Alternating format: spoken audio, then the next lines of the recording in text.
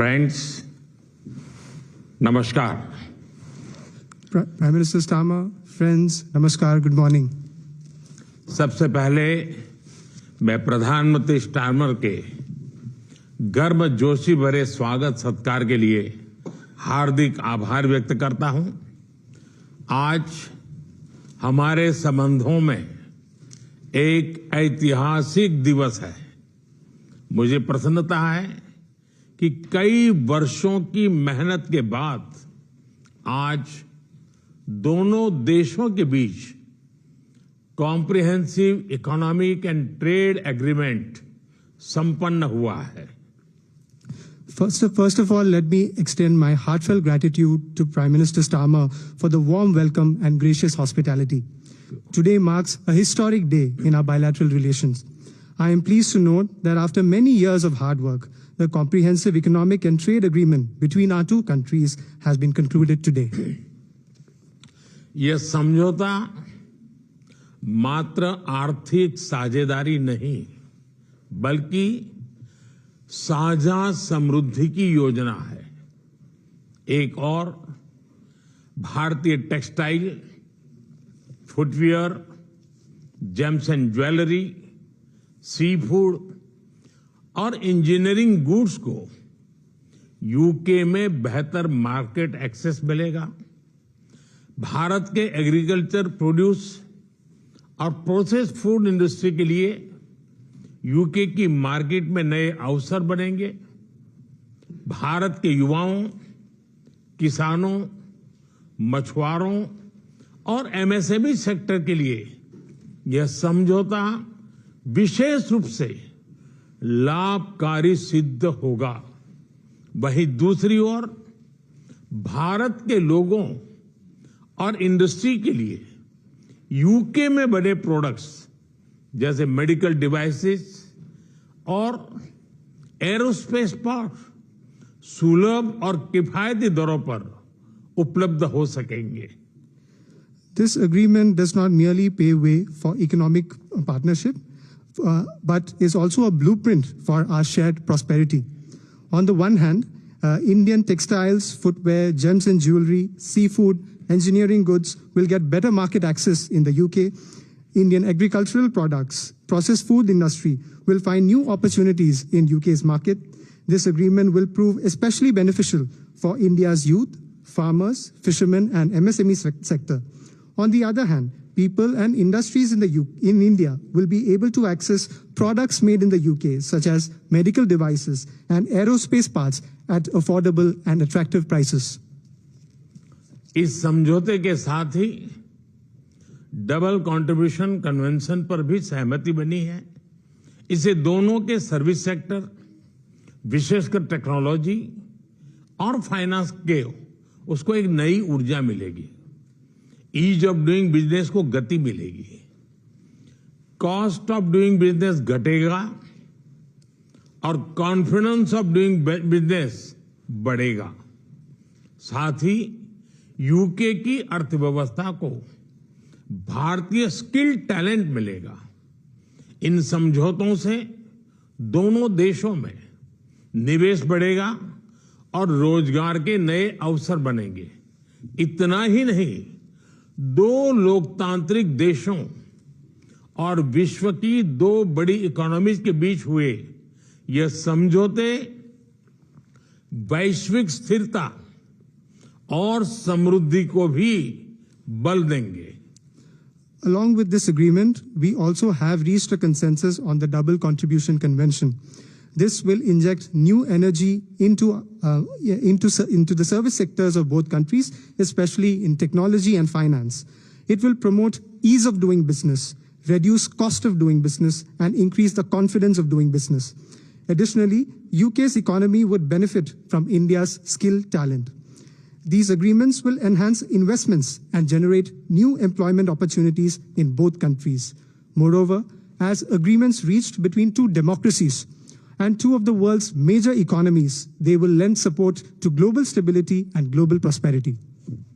Friends, अगले दशक में हमारी कॉम्प्रिहेंसिव स्ट्रेटेजिक पार्टनरशिप को नई गति और ऊर्जा देने के लिए विजन 2035 जारी किया जा रहा है। यह टेक्नोलॉजी, डिफेंस, क्लाइमेट, एजुकेशन और पीपल टू पीपल कनेक्ट के क्षेत्रों में एक मजबूत, भरोसेमंद और महत्वाकांक्षी साझेदारी का रोड मैप बनेगा। Friends, to give new momentum and energy to our comprehensive strategic partnership in the coming decade, today we are launching our Vision 2035. Vision 2035 is a roadmap that will form the basis of a strong, trustworthy, and ambitious partnership in the fields of technology, defense, climate, education, and people-to-people connect. Defence और security में साझेदारी के लिए defence industrial road map बनाया गया है। हमारी technology security initiative को और मजबूत करने पर काम किया जाएगा। It is our commitment that from AI to critical minerals, semiconductors to cyber security, we shall create the future together. A defense industrial roadmap has also been drawn up for partnership in defense and security. Work will continue on strengthening our technology security initiative. It is our commitment that from AI to critical minerals, from semiconductors to cybersecurity, we shall create the future together. Friends, शिक्षा के क्षेत्र में भी दोनों देश मिलकर एक नया चैप्टर लिख रहे हैं। यूके की 6 यूनिवर्सिटीज भारत में कैंपस खोल रही हैं। पिछले हफ्ते ही भारत के गुरुग्राम शहर में साउथ हैम्पटन यूनिवर्सिटी कैंपस का उद्घाटन हुआ है। Friends, in the field of education too, we are writing a new chapter together. 6 universities of the UK are opening their campuses in India. Just last week, the University of Southampton inaugurated its campus in the city of Gurugram in India. Friends, Pahalgam में हुए आतंकवादी हमले की कठोर निंदा के लिए हम प्रधानमंत्री स्टारमर और उनकी सरकार का आभार व्यक्त करते हैं। हम एक मत हैं कि आतंकवाद के खिलाफ लड़ाई में दोहरे मापदंडों का कोई स्थान नहीं है। हम इस बात पर भी सहमत हैं कि एक्सट्रीमिस्ट विचारधारा वाली शक्तियों को डेमोक्रेटिक फ्रीडम का दुरुपयोग नहीं करने दिया जा सकता। Those who misuse democratic freedoms to undermine democracy itself must be held account. Economic offenders के प्रत्यार्पण के विषय पर भी हमारी एजेंसी सहयोग और समन्वय से काम करती रहेगी। Friends, we thank the Prime Minister and his government for strong condemnation of the terrorist attack in Pahalgam. We are united in the belief that there is no place for double standards in the fight against terrorism. We also agree that the forces which espouse extremist ideologies should not be allowed to misuse democratic freedoms. Those who misuse democratic freedoms to undermine democracy itself must be held to account. Our security agencies will continue to enhance cooperation and coordination on matters such as the extradition of economic offenders. Friends, Indo-Pacific में शांति और स्थिरता, Ukraine में चल रहे संघर्ष और पश्चिम Asia की स्थिति पर हम विचार साझा करते रहे हैं।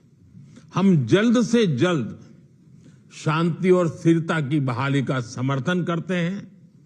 सभी देशों की संप्रभुता और क्षेत्रीय अखंडता का सम्मान अनिवार्य है। आज के युग की मांग विस्तारवाद नहीं, विकासवाद ही है। Friends, we have continued to exchange views on peace and stability in the Indo-Pacific, the ongoing conflict in Ukraine, and the situation in West Asia. We support early restoration of peace and stability. Respect for sovereignty and territorial integrity of all countries is essential. Today's era demands development, not expansionism.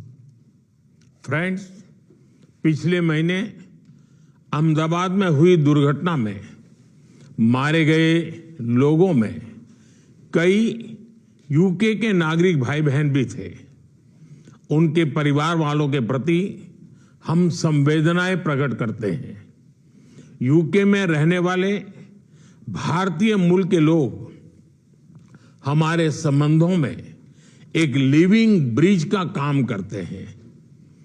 They did not just bring curry from India, but also creativity, commitment and character. इनका योगदान सिर्फ UK की समृद्ध economy तक सीमित नहीं है, बल्कि यूके के कल्चर, स्पोर्ट्स और पब्लिक सर्विस में भी दिखता है। Friends, last month in the unfortunate plane crash in Ahmedabad, our sisters and brothers of the UK were among those who lost their lives. I would like to express my deepest condolences to the families of the victims. The people of Indian origin in the UK form a living bridge that connects our two nations. They did not just bring curry from India, but also creativity, commitment, and character. Their immense contributions are not just limited to UK's prosperous economy, but are also visible in UK's culture, sports, and public service. Friends, जब भारत और UK मिले और वह भी test series के दौरान, तो cricket का उल्लेख तो करना ही पड़ता है। For both of us, cricket is not just a game, but a passion, and also a great metaphor for our partnership. There may be a swing and a miss at times, but we always play with a straight bat. We are committed to building high-scoring solid partnership.